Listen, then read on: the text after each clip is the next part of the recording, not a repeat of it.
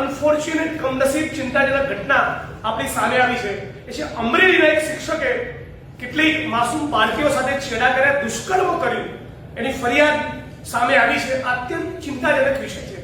પણ જે ગુજરાતની અંદર ભારતીય જનતા પાર્ટીનો એક ધારાસભ્ય નામે ગજેન્દ્રસિંહ પરમાર, એની સામે હાઈકોર્ટના આદેશના પગલે ગુનો દાખલ થયો બળાત્કારનો, અને હજી સુધી ગુજરાતની સરકાર તેની ધરપકડ કરી શકતી ના હોય તો ગુજરાતમાં બેન દીકરીઓ માતાઓ ક્યાંથી સુરક્ષિત રહેવાની?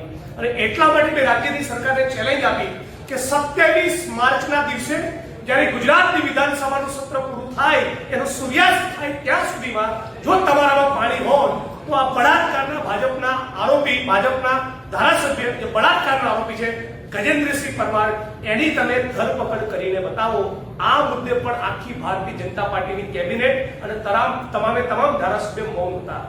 અમરેલીની ભોગ બનેલી, દુષ્કર્મનો ભોગ બનેલી દીકરીના મુદ્દે ભાજપના પ્રવક્તાઓ સિમ્પથેટિક વલણ મીડિયાની સમક્ષ રજૂ કરશે અગાઉની ભૂતકાળની ઘટનાઓની જેમ, પણ ગુજરાતમાં બેન દીકરીઓને માતાઓ ક્યાંથી સુરક્ષિત હોય જ્યાં ભાજપનો એક ધારાસભ્ય પોતે જ એ બળાત્કારી બનીને ફરતો હોય? અને બધા સોશિયલ મીડિયામાં કદાચ તમે વિઝ્યુઅલ જોયા છે, કુંભના મેળામાં ફરતો હતો. એટલે હવે સમજાયું કે એ માણસ કુંભમાં પાપ ધોવા માટે કેમ ગયો હતો.